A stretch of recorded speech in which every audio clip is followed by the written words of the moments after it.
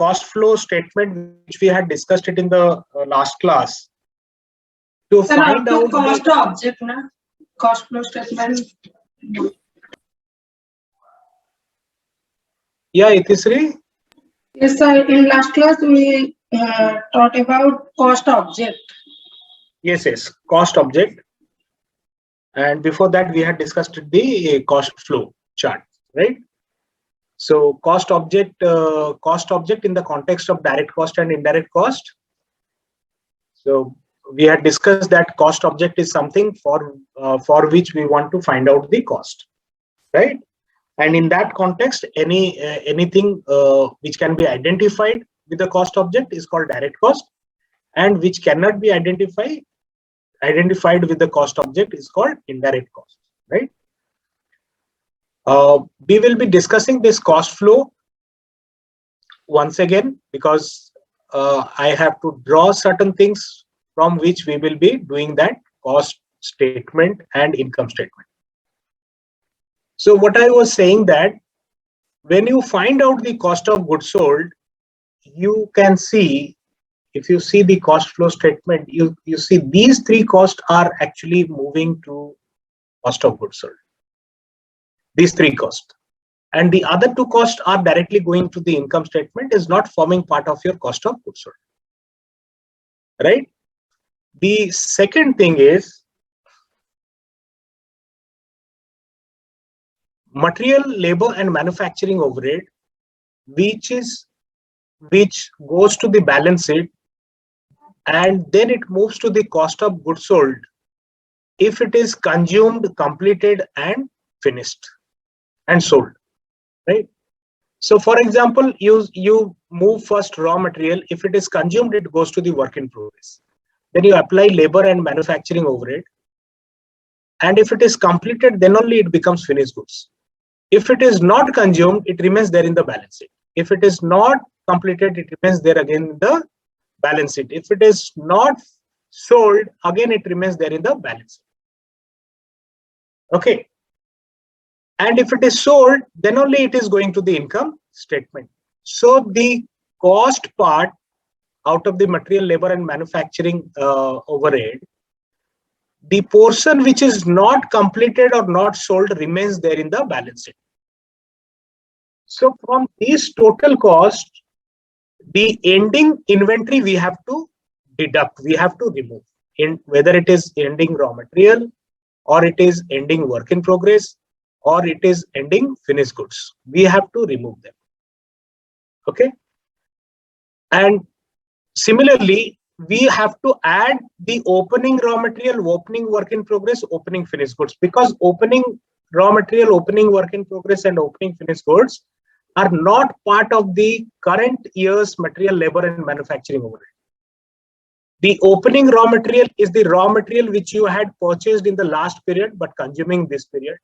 Opening work in progress is partly completed goods which you had manufactured, partly completed in the last period, going to be completed in this period. So that cost which is actually incurred in the last period is carried to the current period, right? So opening raw material, opening work in progress, and opening finished goods are to be added, and closing raw material and closing work in progress and closing finished goods are to be deducted, because this is not going to be consumed or completed in this period. So this will move to the next period. So we deduct it and keep it in the balance sheet, and that goes to the next period.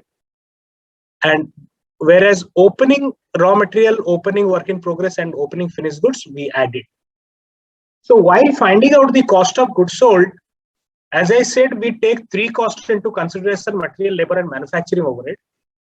But then we need to do adjustment for any inventory there. If it is opening or closing, for those inventories, we need to do adjustment. So then only you arrive at cost of goods sold. We will learn this through a statement, that how we do those adjustments. Okay, so you will be thorough with this. The other two expenses, office and administrative and selling distribution expenses, doesn't form part of the product cost. It goes to the income statement directly. So it is not added to find out the cost of goods sold. Only three costs are added to find out the cost of goods sold. Okay. All right. Now I will take you to the income statement, cost of goods sold statement, where you will learn how this is done. Now, this first chapter I already have shared with you all through Google Classroom. I have sent the invitation yesterday. I had sent it earlier also, but it did not reach you, or I don't know why. So you can see it from there. One question is there in relation to this cost flow diagram. So you would be asked to draw this cost flow diagram and find out cost of goods sold, etc. This format exhibit 1.6.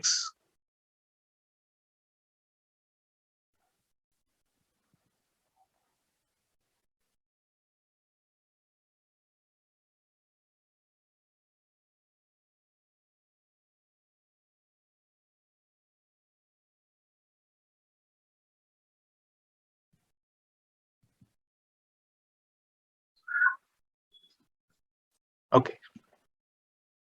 So this format exhibit 1.6 is showing the statement of cost of goods manufactured and cost of goods sold.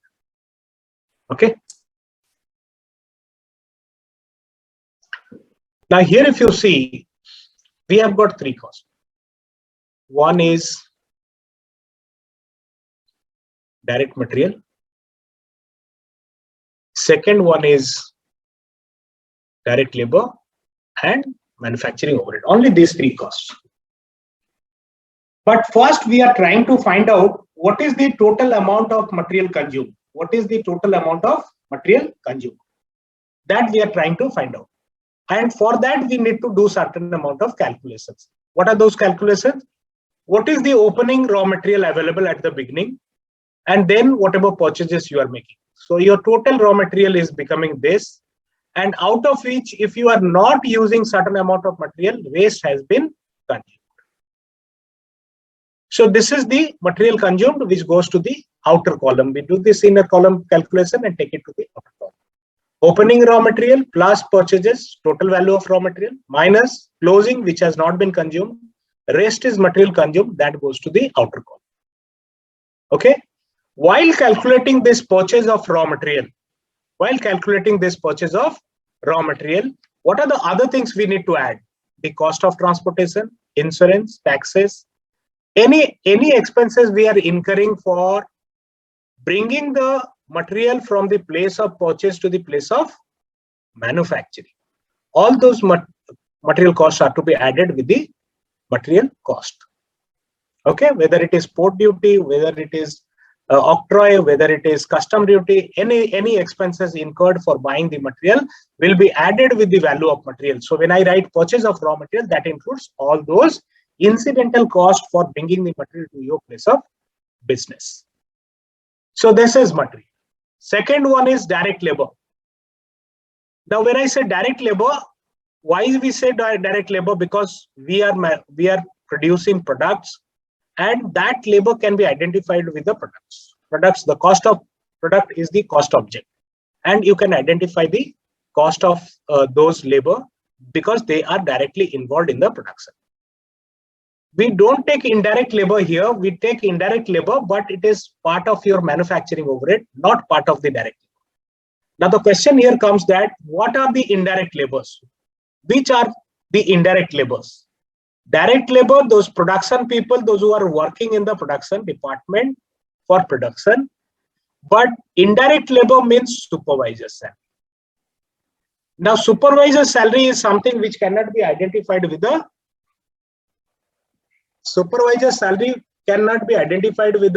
product because supervisor may be supervising say 50 people. And 50 people may be working in different products. So you cannot identify that for which product supervisor has spent how much of time. Okay. As we had discussed it in the last class, that electricity cost, we cannot identify if we don't have meter outside every room. Similarly, supervisor's cost cannot be identified with the product because supervisor may be supervising more number of employees, those who are into different types of production. Works manager salary, similarly, cannot be identified. Works manager's salary. Maintenance worker's salary. Maintenance worker's salary again cannot be identified because maintenance workers will come on a regular basis or will come whenever there will be a need. So we don't know whether they have worked for any products, so that cannot be identified. So those are the indirect, those are the labor expenses considered as indirect labor. Those labor expenses are considered as indirect labor, and that will form part of your manufacturing overhead, not part of your direct labor. Okay, so I said material, then second one is direct labor, the third one is manufacturing overhead. Now, under this manufacturing overhead, various overheads will come. Various production overheads will come. For example, depreciation of machinery, rent of factory building, power consumption in factory,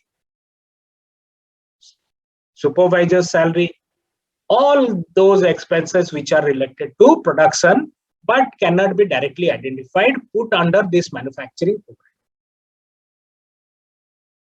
Okay, so material, labor and manufacturing overhead together is your total manufacturing cost. Material, labor and manufacturing overhead together is your total manufacturing cost. Now, as I was saying that we need to do some adjustment for opening and closing, and I said that closing are to be deducted, opening is to be added. Now, who will tell why opening is to be added and closing is to be deducted? Please raise your hands. Why opening is to be, yeah.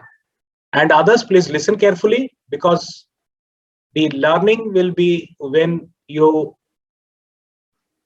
learn it from your friends, you discuss, we learn through that. Yes, yes, Bhaskar, you tell.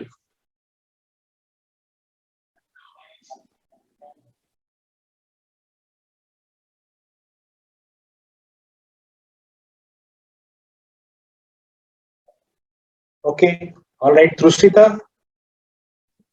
So if we are including the opening, it is also having the closing in it. So we need to subtract the closing so that we can get how much is used this year. Okay, Aliva. Sir, in opening we are using the inventory which are left in the previous year, so we have to add that cost.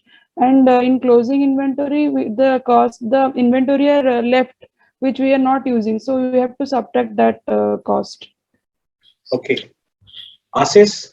Sir, opening inventory, like the product we are using for certain, like in the certain interval or certain period for 1 year. After that, whatever we use, that is the closing interval, because we are carry forwarding the next period. Okay, all right. So to some extent, you all are correct. Let me just tell it once again so that there will be a clarity. Opening inventory is the cost which we had incurred in the previous year, but going to be completed in this period. So we have to add it. Okay. Here, when I take raw material, labor and manufacturing overhead, these are the expenses I have incurred in this period. But work in progress, say opening work in progress, is a partly completed goods, which we have incurred a part of the cost in the last period. That has not been added anywhere. So we have to add that. And when we see this closing work in progress, we remove this cost from this year's cost, because this work in progress are going to be completed in the next period. So we remove it from our this year's cost. Same thing we used to do it in the case of opening finished goods, because opening finished goods are goods which are completed in the last period. So here we have cost of goods manufactured and completed, which is in this period. And this is from the last period. We take it from the last period. And these closing finished goods are not going to be sold, are not sold in this period.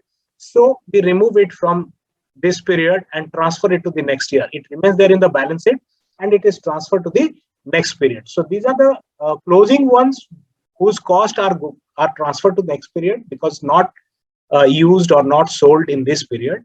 And the last period, whatever expenses we had incurred for opening work in progress as well as opening finished goods, we bring it to this year because that is going to be sold in this year. right? After deducting the closing, after adding opening inventory of finished goods and deducting closing inventory of finished goods, whatever is left is called cost of goods sold. Okay. Now, if I ask you a question like, what do you understand of this closing inventory of finished goods? What do you understand? Is it the goods which we could not sold, or this is the goods which are not sold? The goods which we could not sold, or the goods which are not sold? See, these two statements have got difference in meaning. Yes, I will ask Saswat. Sir, the goods which remains unsold at the end of the year. The goods which Remain unsold at the end of the year, sir. which are unsold. Okay, which are unsold. All right, Bhaskar.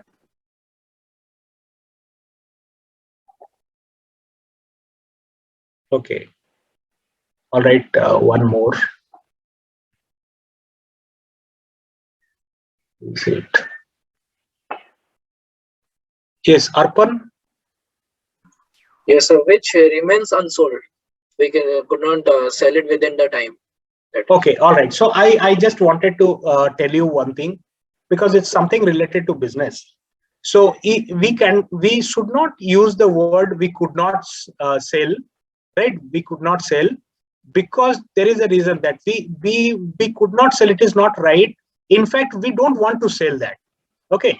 So closing inventory is something which we don't want to sell. Closing inventory is something which we don't want to sell. Why? Because it is part of our business strategy, right? It is part of our business strategy. So when we prepare the budget for all inventory, etc., some of the goods we always keep in our hands, so that the next day, if I get a demand, we will be able to sell those goods, right? So that is the basic objective. That's why we keep inventory. It is not that we could not sell, that's why the inventories are kept. It is, in fact, we keep inventories because we have to sell it the next day, right? So if you sell all the goods, say on 31st December, you sell all the goods. So on 1st January, if any customer comes to you, any demand comes to you, 1st January, 2nd January, if people used to come to you, you will not be in a position to sell them because you don't have any goods. So it is our strategy that we keep some amount of goods in inventory all the time, so that we can cater to the needs of the customer. That is the first thing. Second thing is, in case of material also, we also keep a closing material. That doesn't mean that we could not consume it. We could not produce it. We could have always produced it, but we did not produce it.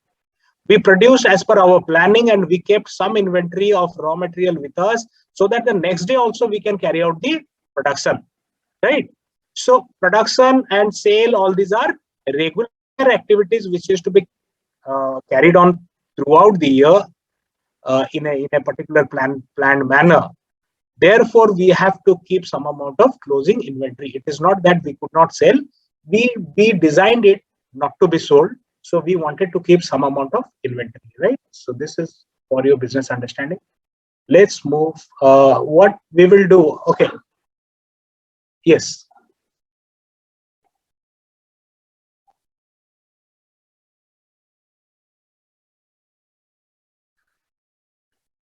Yes.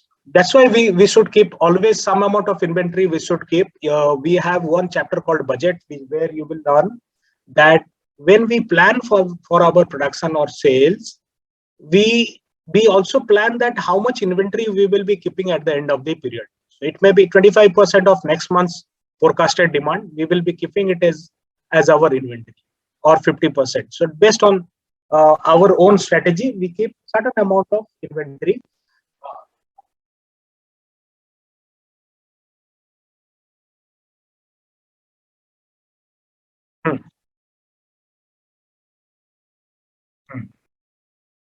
Yeah.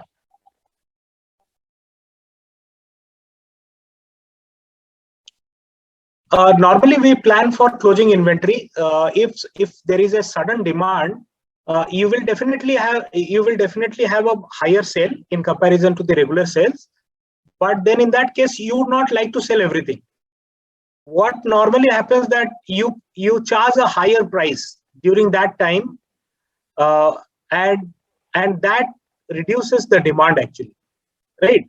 So people, those who are ready to buy, they hesitate to buy because you would be charging a little higher price, and that you do not only because that's an opportunity to make money, but also you don't want to go out of stock. You would like to have some stock so that your production, you will ramp up your production, and that will bring more inventory to you.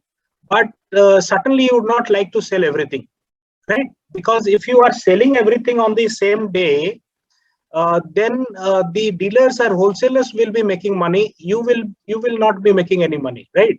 So the moment you see that there is a surge in demand, so what you used to do, if you see that your production is not sufficient to cater to the need of the requirement, then you slow down your sales, right? You say that I don't have much stock, right?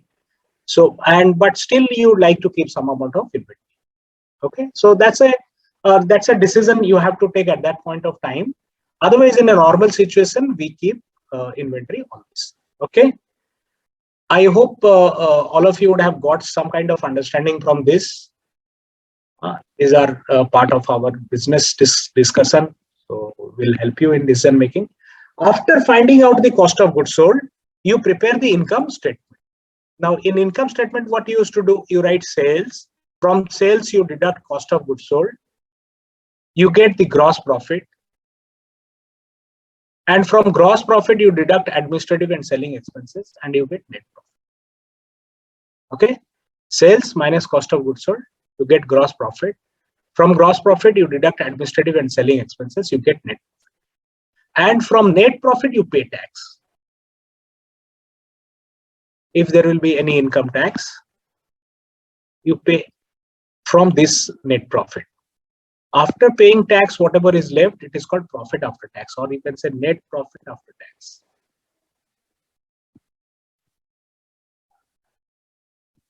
PAT, you can say, huh? Profit after tax or net profit after tax.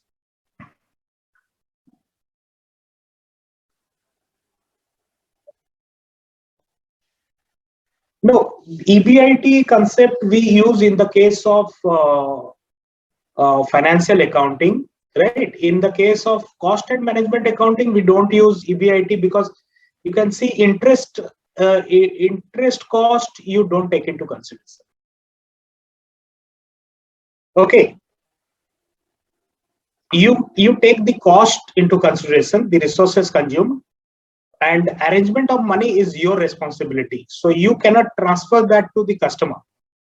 The interest you are paying on the money you have arranged, you cannot charge it to the customer. You can take profit from the customer, and from that profit, you can manage your financial expenses. But financial expenses, you cannot transfer it to the customer. That's why we don't take interest cost in our cost sheet. You remember, nowhere. We have manufacturing, we have office administration, we have selling distribution, but we don't have financial cost. Financial cost, we don't charge it to the customer. Okay.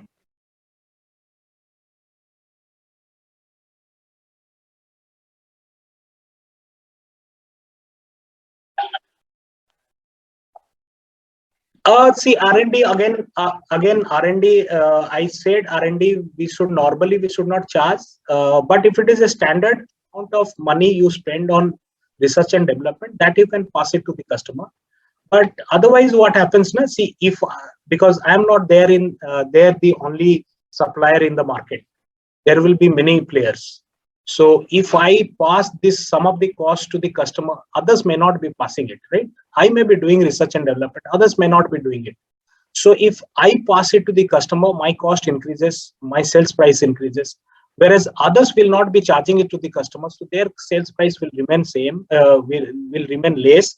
And in that case, what will happen? I will lose my competitive position, right? So customers will buy it from others, right? So these are the costs you should not charge it to the customer. Similarly, in the case of interest, you have borrowed money, but somebody is having his own money and he has invested it. So he is not passing it to the customer. You will be passing it to the customer. So what will happen? Your price will be more. Nobody would like to buy it from you.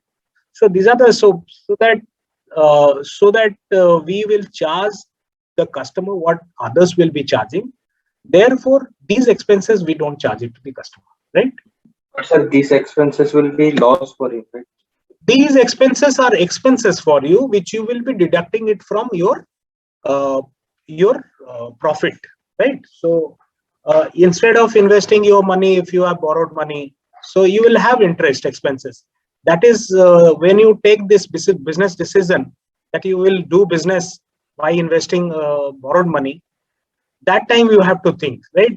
Whether you can make profit or not, that's a different thing. You may not be making profit because you have borrowed money, but that's the challenge. Okay, so we have to manage it actually. All right, so let's move to the Excel where we have done some of the calculations. Right, so yes. So here there is a question number 1, you all can see. Okay, all of you can see the question number 1.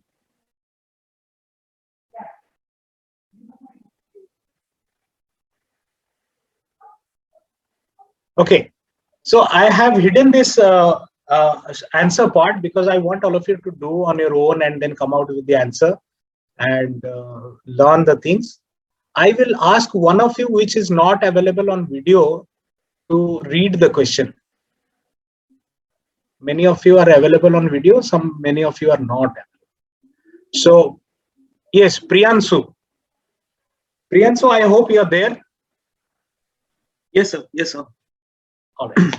Priyansu, please read this question number 1.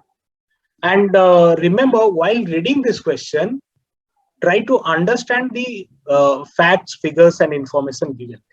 Try to understand. It should not be only reading. It should be understanding, getting the thing also. And this applies to all of you, those who are listening to Priyansu. Please, Priyansu, go ahead. At the beginning of the month, there were raw material worth rupees 46,000. The manufacturer purchased raw material worth 3,29,000 during the month. At the end of the month, there were some raw material left. In the manufacturing process, 3,01,000 worth of raw material consumed. Can you tell the amount of raw material left at the end of month? Okay, so this is a very simple kind of calculation, right? So whether it is raw material or it is money, you have some cash in your purse, and then you withdraw some money, so your balance increases. Then you spend some money, so that your balance decreases. And I ask you, like, the formula is simply given. Raw material used is equal, means we can apply same, all the figures are also given. For raw material used, you can apply this formula. Wherever there is a missing figure, you calculate that, right? The formula will remain same. Raw material used is equal to how much raw material you had at the beginning. Then you purchase, so your material increased. Then you deduct the closing raw material, you find out the rest of the raw material which is consumed, right? So putting this formula, you can always find out. Yes, Ashish, ask your question. Just to answer. Got the answer? Yes, sir. Those who have got the answer, please send it to me through chat. To me, not to the class, not to everyone. There are some participants, those who have raised hand, I think they have got the answer, or any other query if you are having, please ask.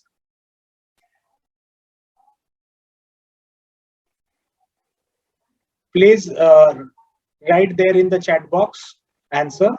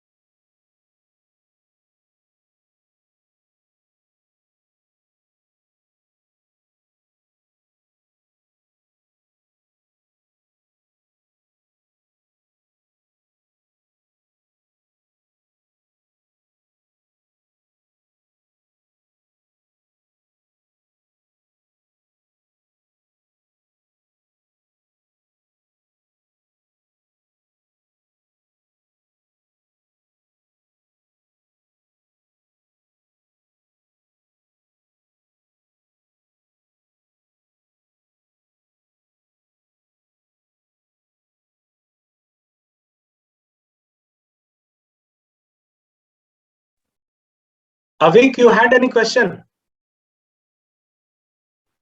No, sir. I sent you the answer private in the chat. Okay, okay, all right. So already have got 21, 22 responses. I expect that others will be sending it fast. And if you'll have any problem, just ask me. The best way is to try on your own. That's the best way of learning.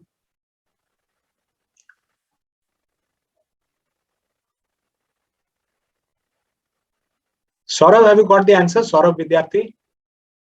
No, sir, I'm doing it. Okay. Aditya Karan Das? Yes, sir, I'm doing.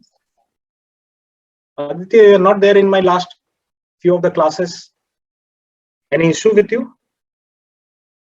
Sir, I was going for some tournaments, sir. National ranking tournaments. Okay. Give a mail to the faculty, concerned faculty before you. Okay, sir.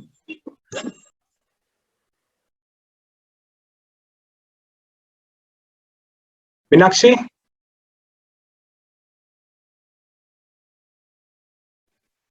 Yes, I have sent you the answer.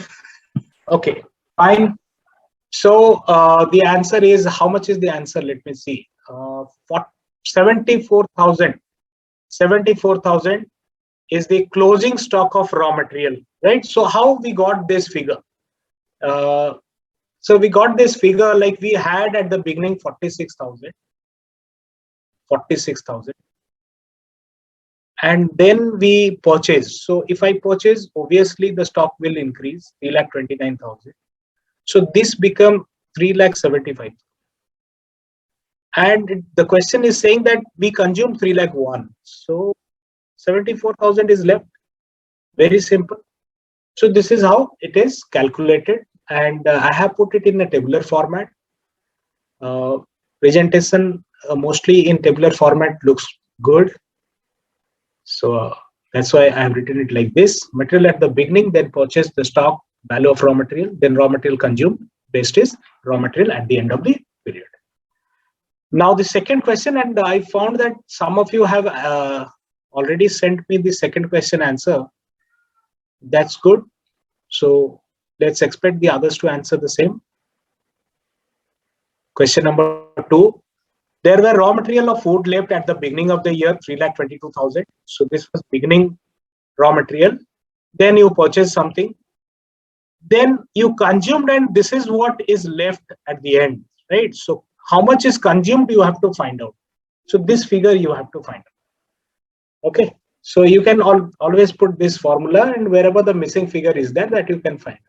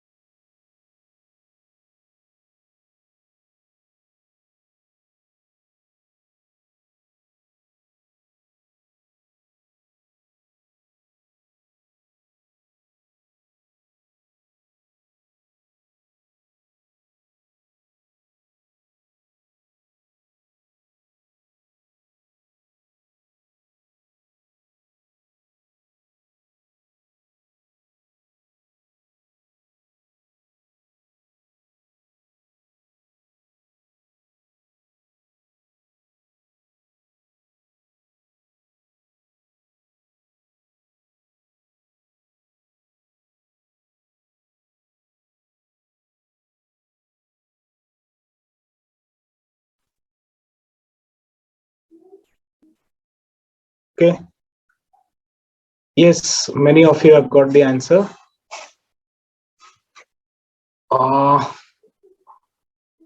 Avilas has got a different answer. Prince also got a different. Okay, so here let me tell you that what has happened. We had 3,22,000 worth of wood at the beginning. Then we purchased 43,09,000. So when you purchase and you had, so your stock increases, that becomes 46,31,000. And you are saying that 5,13,000 has not been consumed. Rest has been consumed. So this was the material and this has not been consumed. So rest has been consumed. So how much has been consumed? 41,18,000. 18,000. Yes, 41,18,000 is the value of material which has been consumed. Okay, simple, but we need to calculate it. We need some kind of understanding for solving this, right? Although it is simple, but it is, we have to find it out. Okay. So those who have any difficulty, please note it down.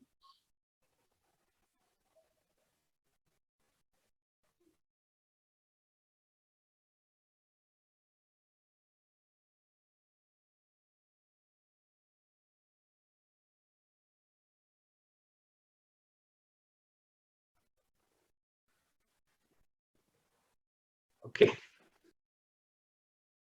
And if it is done, we can move to another question, where we will learn the preparation of complete cost sheet and finding out the income profit.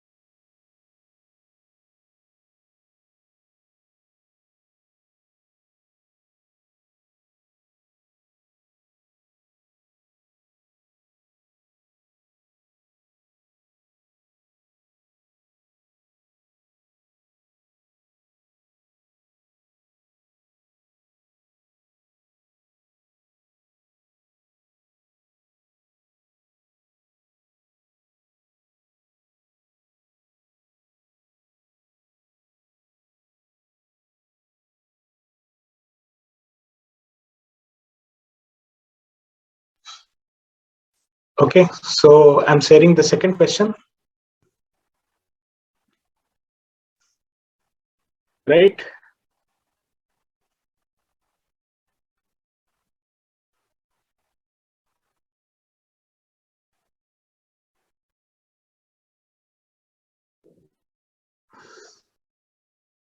So this I would like to delete so that we'll do it once again.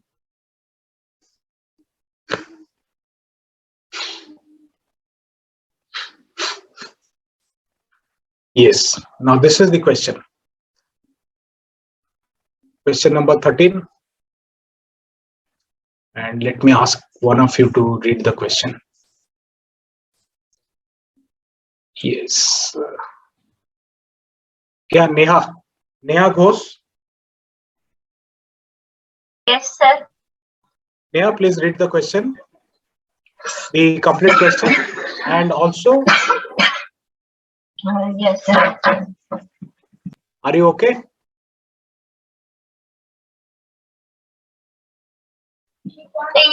Yes, sir.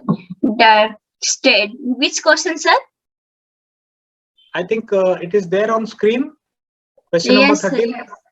Yes, I was not feeling with this. Okay.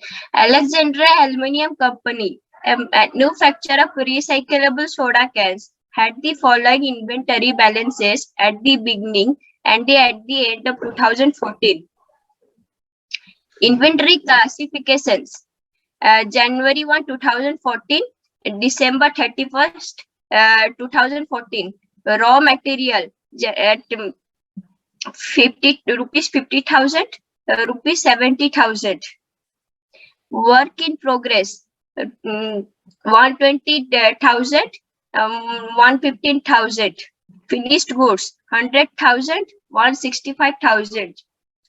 During 2014, the company purchased 250,000 of raw material and spent 400,000 on direct labor. Manufacturing overhead costs were as follows: indirect material rupees 10,000, indirect labor 25,000, depreciation on plant and equipment 100,000, utilities 25,000, others 30,000.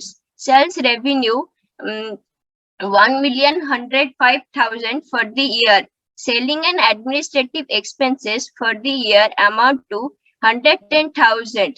The firm's taxes is 40%. Required: prepare a scheduled cost of goods sold, prepare an income statement.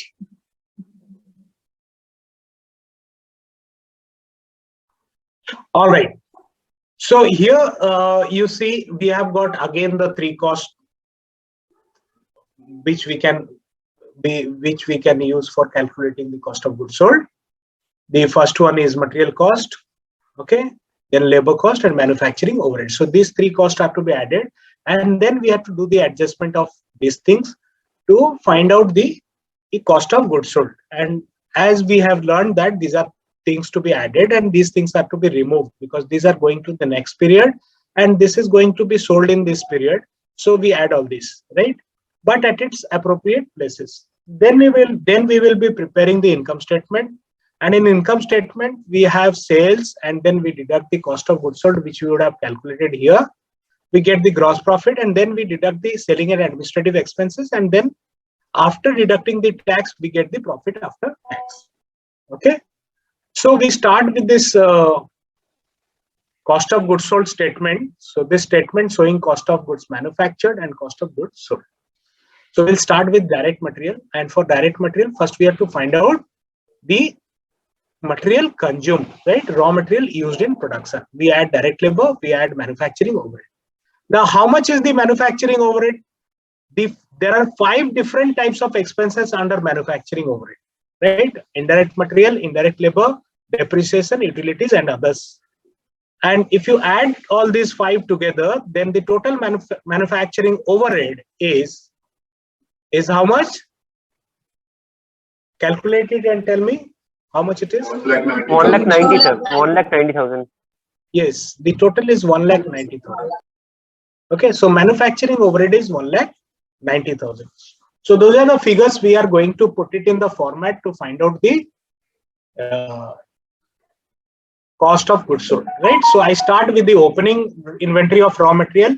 I had 50,000 of raw material. And then I purchased 2,50,000, right? 2,50,000. So my total raw material becomes, as I am using Excel, so what I will do, I will put the formula here. Sum total of the above two. So my total raw material is 3 lakh, but then 70,000 is the value of raw material which I have not consumed during the year. So those raw material I have to deduct because I have not consumed those raw material. So out of 3,70,000 I have not consumed, right? So I deduct 30,000. So how much is the material left? 3 lakh minus 2,70,000. 2,70,000. 3 lakh minus 30,000, 2,70,000. And this amount I take it to the outer column because my calculation of material is done.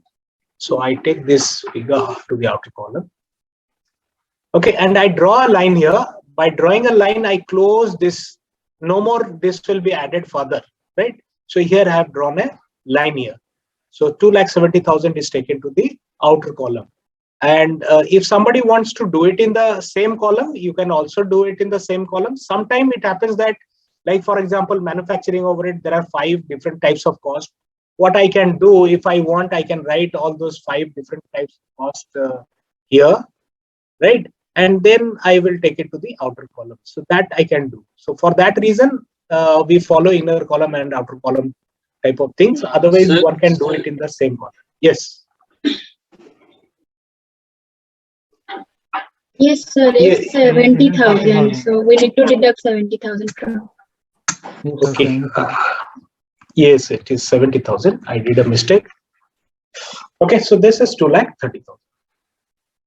Now, with this direct material used, this is the amount of material we have used.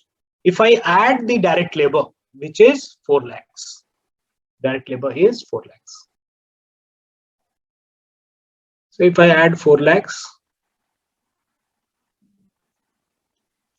prime cost becomes 6,50,000. Prime cost, like Prime Minister, is the most important ministry in government. 6,30,000. Okay, sorry, I should use the formula. Okay, so this is 6,30,000. Manufacturing overhead, as you all said, 1,90,000. And the total manufacturing cost, material, labor, and manufacturing overhead together, the sum total of these two. Okay. Sometimes some students, what they used to do, they total all these things. See, you already have total these two, na? So this, the total of these two and this one. Don't add all these things, right? So don't do that kind of mistake. So 8,20,000. Right. So I'm waiting for just 1 minute. Thereafter, once again, I will.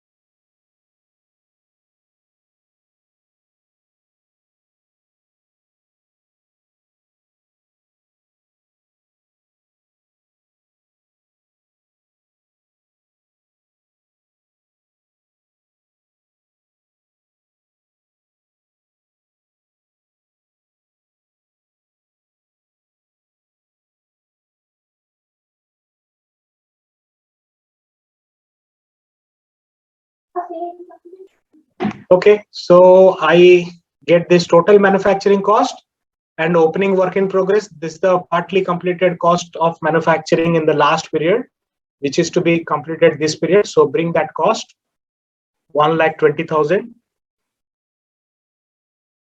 The sum total. 9,40,000. Very good, 9,40,000. And from this 9,40,000, you remove closing work in progress because that is going to be 1,15,000. Yes, that is going to be completed in the next period. So remove it from this period's cost. So the difference is 8,25,000. 8,25,000. Yes, this is your cost of goods manufactured and completed because you have removed your incomplete goods cost. So this is the completed goods cost, manufacturing cost of completed goods. And these are the goods you have completed in this period. Last period, you had some opening finished goods worth rupees 1 lakh. So your cost of goods available for sale, which is not necessary that you should use this term, but I feel I write it so that you will be having the understanding that these are the goods available for sale. Now, out of which you did not sell, I will not say you could not sell. I will say you did not sell because it is your strategy of selling some goods and keeping some goods in your inventory. So 1,65,000. Rest has been sold. So that is cost of goods sold. Right? That is cost of goods sold. So 9,25,000 minus 1,65,000. That is cost of goods sold. Okay.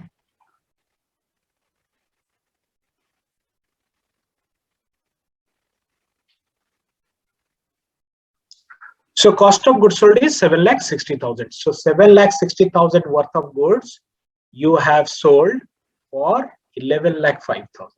So there is gross margin clearly visible because your cost of goods sold is less than the sales value. So you have got gross margin. Sir, the date you have mentioned in the table, that December 31st, 2014 or 2013? I think 2014 I had there in the question. Yes, sir, it's 2014. 14, but it should be, sir, 2013, sir.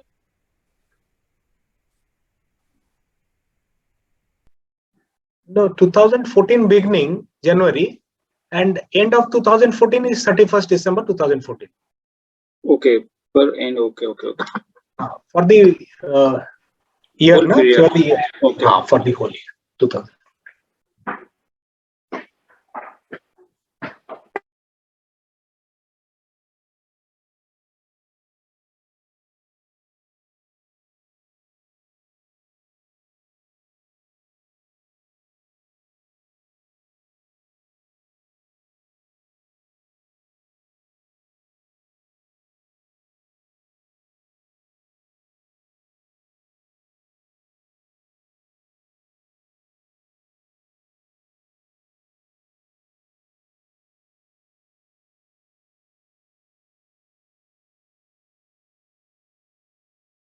Sir, you are mute.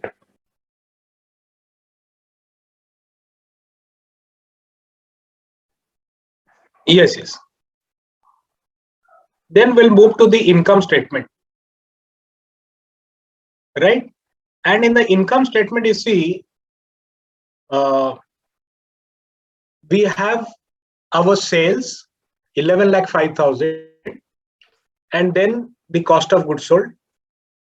And we have got the selling and administrative expenses. So what we will do, we'll write here sales 11,05,000. 76,000 is the cost of goods sold. And the difference between these two are called gross profit, 3,45,000. Then you deduct the selling and administrative expenses, which is 1,10,000. Again, the difference between these two is your net profit, 2,35,000. And on this 2,35,000, 40% you give tax. So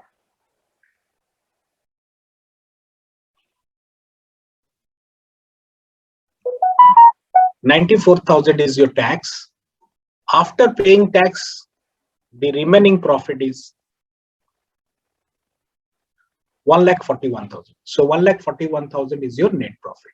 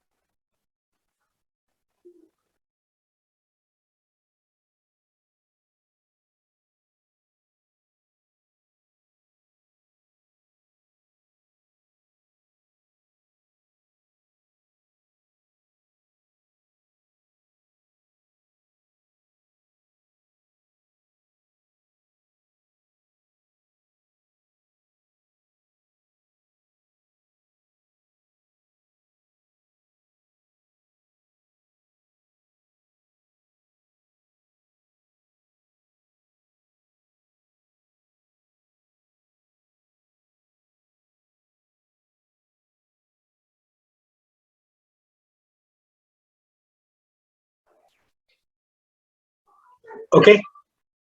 If this is done, we can move to the to another question.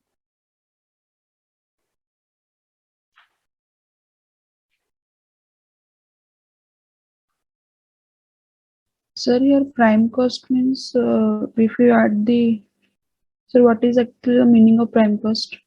Yeah. See, prime cost means normally the direct cost of manufacturing, direct cost is considered as prime cost. So what happens? You have direct material and you have direct labor. These two are normally considered as prime cost, but there can be one more direct cost that is called direct expenses, which is not material or labor. Now, what is that direct expenses? For example, if you want to publish book, you have to pay royalty to author. Okay. Now, what is this? This royalty paid to the author without which you cannot manufacture, first thing, or publish. Second thing is you can always identify it with the book, right? And it is not your manufacturing cost. It is not your administrative cost. It is not your selling distribution cost.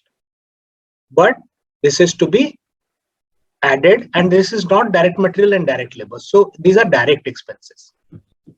This is one example. If I have to give one more example, for example, you have to manufacture a particular product, and for that you need a specific die. A specific die you need. Okay. And that specific die, for example, you have taken it from someone on rent. And rent has been charged for every unit you manufacture, you have to give 2 rupees. Okay, you have to give 2 rupees. So if you want to manufacture, you have to give rent for that die, which you can always identify with the product, because for every unit you are paying 2 rupees, right? Like in the case of royalty. So these are again not direct labor, not direct material, but direct expenses, which you can identify. So prime cost is the direct manufacturing cost, which is normally consists of direct material and direct labor. In some of the cases, direct expenses can also be there, but normally it is direct material and direct labor. Why it is termed prime cost? Because it is the most important part of the cost, or a significant amount of the cost. That's why. Because if you see any manufacturing product, you will find that material and labor cost is very high. The rest of the costs are less. Nowadays, rest of the costs are increasing because we are manufacturing instead of using manual worker, we are using more of automatic and machineries, etc. That's why the other costs are increasing. But otherwise, direct material and direct labor is the most significant amount of the cost in our total cost. So therefore, we term it as prime cost. Now, this prime cost concept, I will not be using it later on. This is for today's class only, and just for your understanding, we will not be using it further. Okay, let's move to question number 3. This is a very question number 14. Now, the chapter 1, I have said there are around 20 plus questions. So these questions are from those chapter end questions actually. Question number 14. This is a very interesting question, and I ask many questions, many points from this question, and I check your level of understanding and how fast you are grasping the things, right? So when somebody will read the question, I will expect that others will listen it very carefully. Okay, let me find out people, those who are not on video. I will ask one of them. Aditi. Aditi, are you there? Aditi is on video actually. Yes, sir. All right, Aditi, I will not ask you. I will ask somebody who is not on video. Yes, Mausami. Mausami, are you there?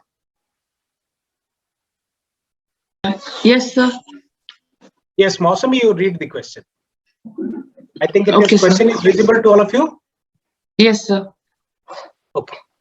So read The this question. following the following selected information was extracted from the 2015 accounting record of Lone Oak product. Raw material purchases 1,75,000, direct labor 2,54,000, indirect labor 1,09,000, selling and administrative salary 1,33,000, building depreciation 80,000, other selling and administrative expenses 1,95,000, other factory costs 3,44,000, sales revenue 130 per unit 14,95,000, material sorry, and 75% of the company's building was devoted to production activities. The remaining 25% was used for selling and administrative functions. Inventory datas. Raw material beginning 15,800, ending 18,200. Work in progress 35,700, ending 62,100. Finished good is 1,11,100 and ending 97,900. January 1st and December 31st finished goods inventory consists of 1,350 units and 1,190 units respectively. So if you see finished goods, there are two figures given. One finished goods is in rupees, the other finished goods is in units, right? And the thing will be like that only. When I say finished goods, it can be in units or it can be in its rupees value. So the finished goods at the beginning of the year was 1350 units, whose value was 1,11,000. And at the end of the year, 1190, whose value was 97,900. So if I ask you that how many units are sold during the year or produced during the year, you will take these figures into consideration. Okay, these figures, units. But if I ask you the value of units sold or the cost of units sold, that time you will take these things into consideration. Okay, all right. Now here I would like to ask you one question. To the whole class, I will ask one question and I will expect all of you to answer it fast. The question is, and answer if you know, right? You try, if you will be able to get that, answer it to me. If you don't able to get, still you try to get that. So from this information only, you will be able to find out.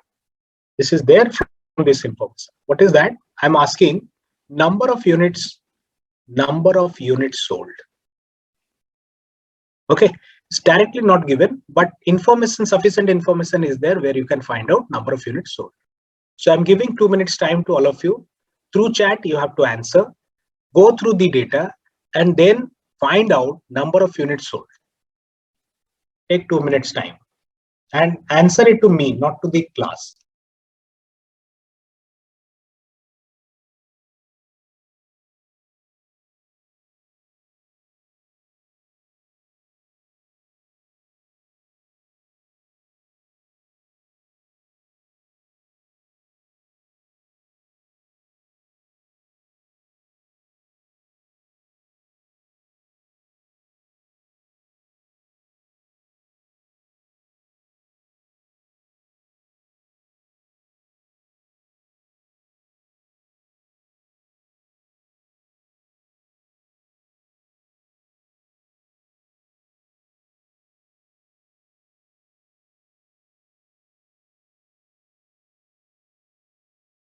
So what is the question?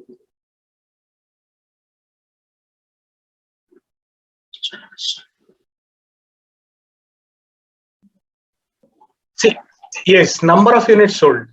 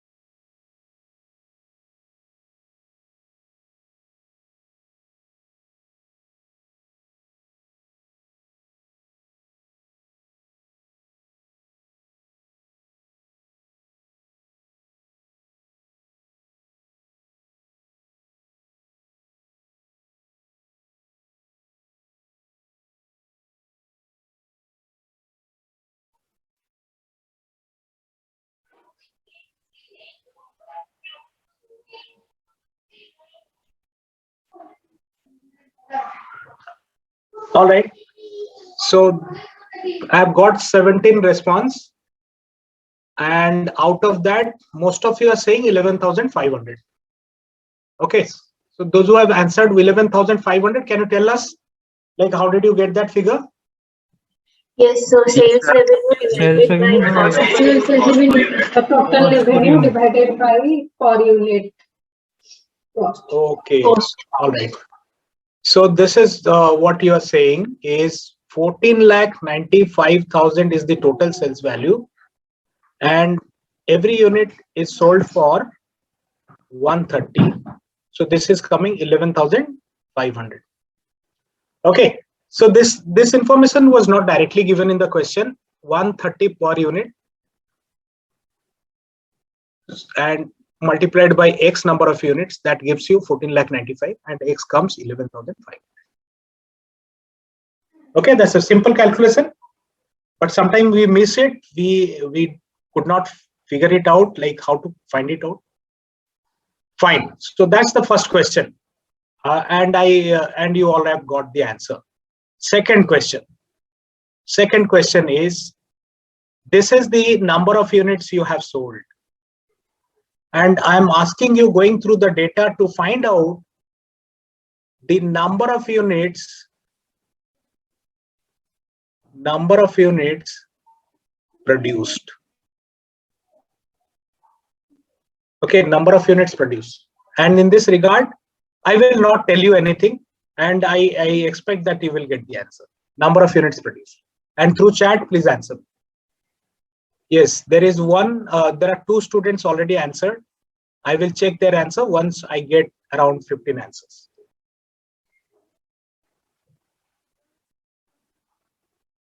Number of units produced. Based on the material consumed and those things we have done, the concept is more or less like that. So spend some amount of time on this and then find it out.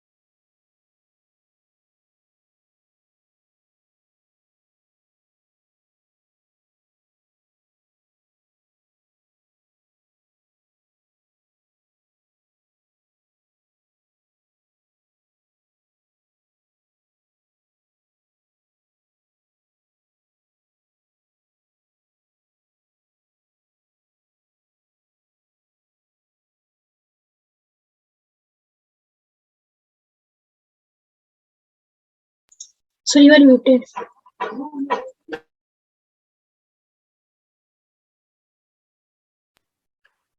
Yes, I have not said actually. I got three answers, three types of answers. So I'm writing it down. One more response. 11,340. 12,690.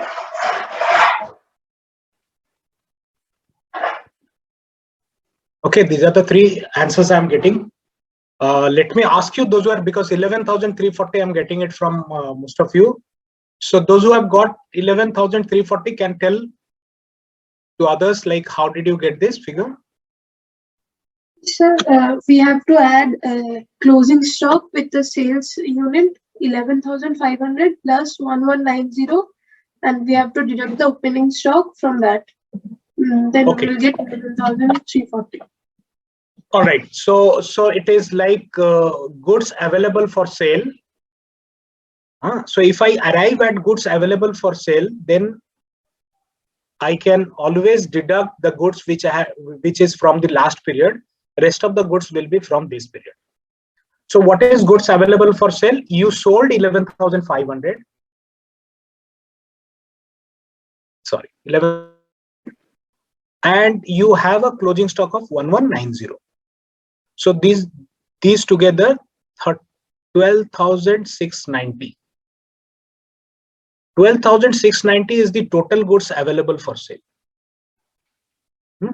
Out of which 1,350 is from the last period. So rest 11,340 is from this period. Okay. This is the goods you have sold. This you have not sold. So total goods were there this much. And this is from the last period. Rest has been manufactured in this period. Okay. This is how you can do it. Otherwise, what you can do, you can put the formula. The formula is unit sold is equal to opening finished goods plus production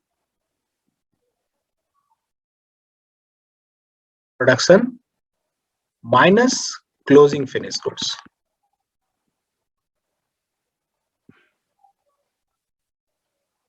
Okay, this is what we were doing there also. We were writing the production and then we are completed goods and we are adding the opening and deducting the closing to get the unit sold. And unit sold is given here 11,500. Opening finished goods is 1350. Production we don't know, so I write it X minus closing finished goods 1190. So X is equal to 11,500 minus 1350 plus 1190. I take it these things I take it to the side. So when I change the side, sign also changes, and the balance comes 11,340. Okay, so this 11,340 is the number of units we have produced during the period.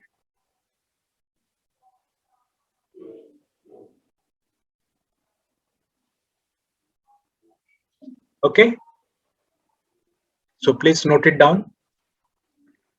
The next question which I will be asking is, find out the total manufacturing overhead. Manufacturing overhead.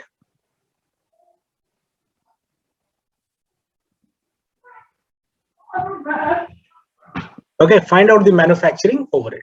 So find it out and then answer me through chat. One student has already answered.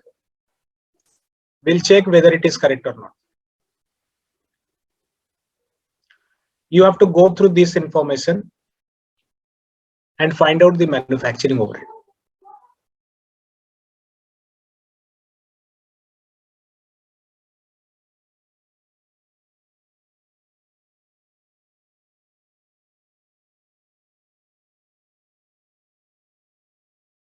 Excuse me, sir. Yes, Rajan.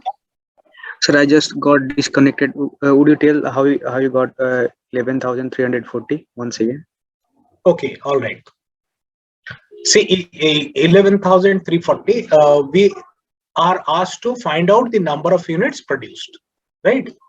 So the formula is the units sold. If I have to find out units sold, how many units I have sold, then it is my opening finished goods plus production minus closing finished goods. This was there at the beginning and then I produced. So total goods available. And if I did not sell something, then I have sold this much. Right. So what I have done, units sold, we have calculated 11,500. Opening Yes, finished goods 1350. Opening finished goods. Closing Yes, finished sir. goods 1190, and production I was not knowing, so I put it X. Then I just simplified it. I transferred this figure to the other side, and then I got 11,340. Okay. The other way, if you have to understand, the other way is 11,500 units I sold and 1190 I did not sell. 11,500 and 1190 together it is 12,690 is the total number of units which were available for sale. And this is consisting of two kinds of units, one from the last year opening finished goods and the rest from this year's production. Last year's was 1350. So if I deduct 1350, rest 11,340 is this year's production, right?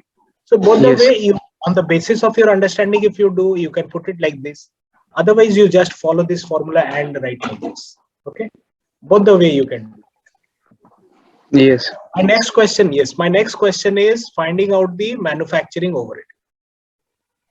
Manufacturing overhead. I already have got 10 responses. Okay, so what you have to do, you just have to add all the manufacturing or factory related overheads, right? There is a small twist there, so therefore I asked you. Okay, let me see what are the answers. I am also getting, most of the students are saying 60,000, and one answer Arpan has given 7,07,000. Okay, I'm only asking.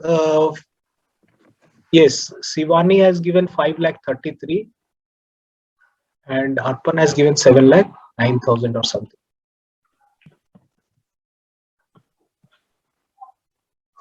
$6,66,000 Avilas. Okay, all right. So I'm getting so many answers. So I just asked overhead. I did not ask cost, right? So if I say cost, then I will add material and labor. If I'm saying overhead, I'm talking about the production overhead. All right, so let's put it.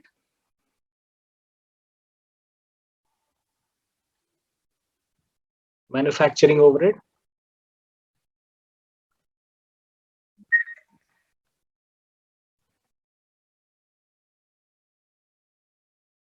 Material, labor. Sorry, no material. It is manufacturing overhead. So I write here indirect labor.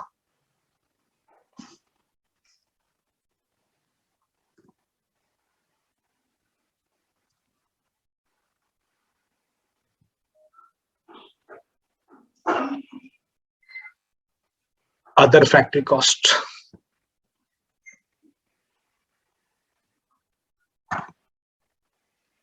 What else? Building depreciation.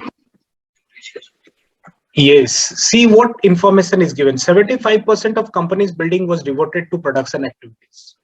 The total rent we are paying for, total building depreciation we are incurring is 80,000. But this building is used for two purposes, production as well as selling administration. So the production part will come as part of your manufacturing overhead. So building depreciation.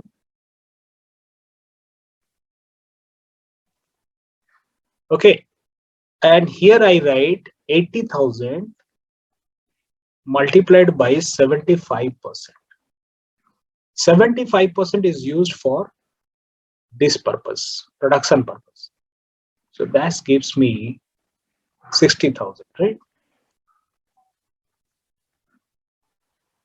Okay, I don't see any other manufacturing overhead. So if I add it,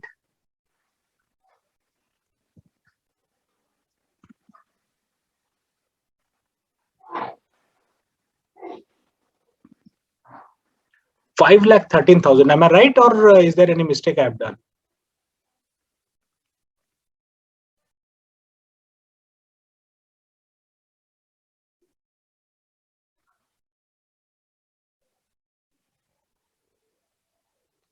Okay, total manufacturing overhead is 5,13,000.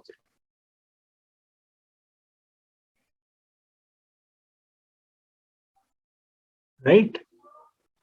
I'll not add material cost and labor cost because that will become manufacturing cost. And I'm just asking manufacturing overhead.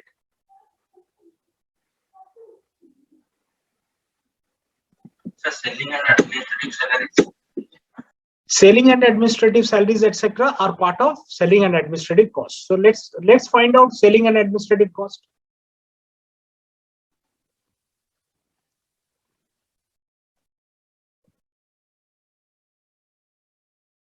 Selling and administrative cost.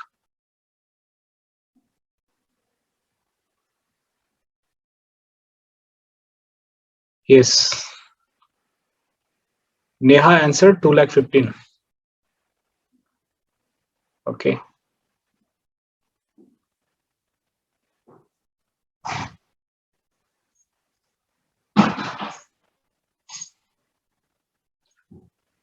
So selling administrative, there is one called salary.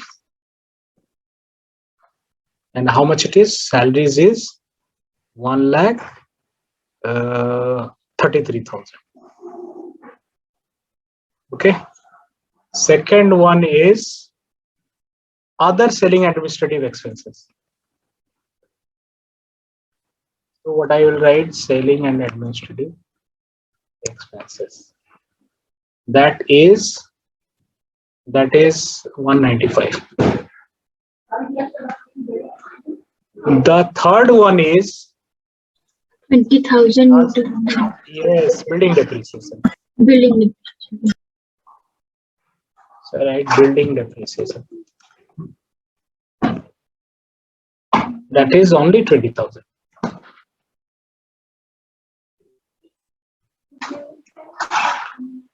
And if I add all these three, this is coming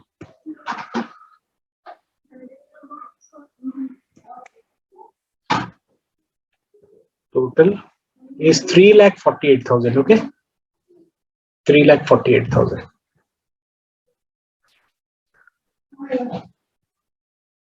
Am I right? Sir, yes. Are we including the overhead in the selling administrative cost? Which overhead? Office and selling overhead. In Office and selling overhead is there? On the right hand side there it is written. No, these informations are for actually depreciation. Huh? So building depreciation divided into manufacturing and office selling expenses. That is mentioned actually. Yes, sir. So then if the selling administrative overhead is asked, then what will be the answer? Selling administrative overhead is this one, 3,48,000. Selling administrative cost or selling administrative overhead. Okay. Both remains the same then, sir. Both are same, but when it comes to manufacturing cost, manufacturing cost will be consisting of material, labor, and manufacturing overhead. But manufacturing overhead is only manufacturing overhead. Okay. Okay. Selling and distribution overhead is not added with the other costs, so we can say cost or overhead. Huh? Okay, so in this question, actually we are asked calculate Lone Oak's manufacturing overhead, calculate Lone Oak's cost of goods manufactured. So for that, we have to draw that complete format, compute the company's cost of goods sold, determine net income, assuming a 30% income tax, determine the number of completed units manufactured during the year, which we have calculated, which was coming that figure which you have noted it down, right? 11,340. Okay, so thank you very much. Let me take the attendance.